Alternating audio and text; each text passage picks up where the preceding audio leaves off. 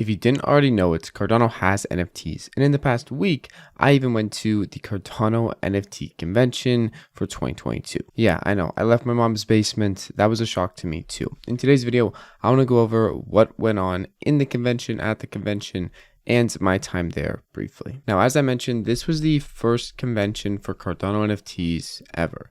There have been past conventions and summit events for Cardano, but this is really the first one that was community-led and community-centric around Cardano, and specifically NFTs on Cardano. And it was awesome. Not only did I get to involve myself with a bunch of other community members, meet over 100 people, go to some parties, which I usually don't partake in, and actually have fun, but also I got to see and get more knowledge on NFTs as a scene and the people behind them, or the faces behind those projects and why they're there. Along the way, I had fun, and I also learned some things about creators behind projects and made some realizations while I was talking on a panel with 3 other people. I said 3 because everybody thinks that there's nobody on Cardano, but there's at least 4 people, as you can see right here. I'm going to leave a link down to this panel in the description, timestamped with where I talked with Alessandro and Adrian, as well as Jenny, about Cardano and the future of NFTs. But in general, there was lots of panels going on.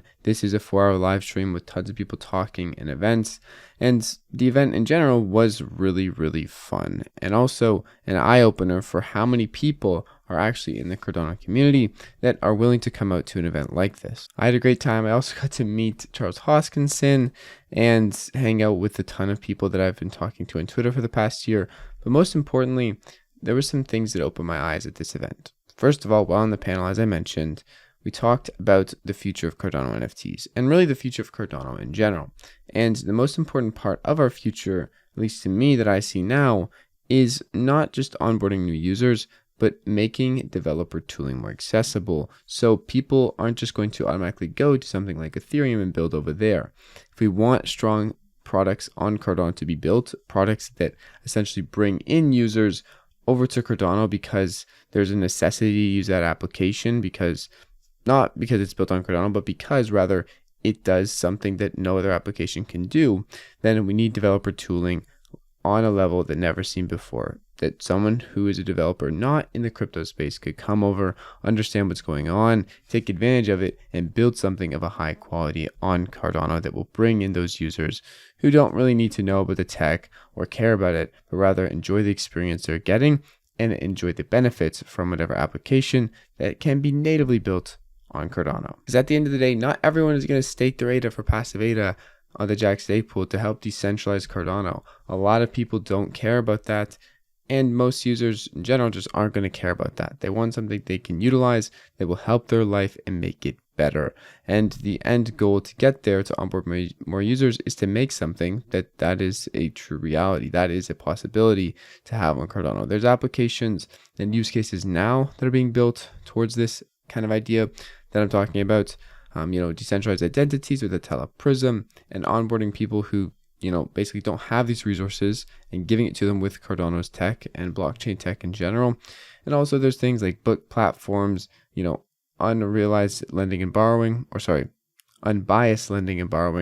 and a lot more coming to Cardano. But these things aren't being built as frequently on Cardano because the lack of developer tooling, which hopefully we can extend and exceed the amounts of this tooling over the next year. And Cardano NFT Con 2022 made me realize that there are a lot of people out there who have a lot of passion for Cardano, and a lot of people out there who do want to build these quality products that we are seeing on other applications outside of the crypto sphere that bring people's life to a easier point or make people's life easier in general and bring them something they really can't live without or don't want to live without, regardless of who made it or what platform it's on. They just use it. There's a quote in this panel where Adrian from Dead Pixels essentially says people didn't go from a carriage and buggy to the car because someone had to convince them.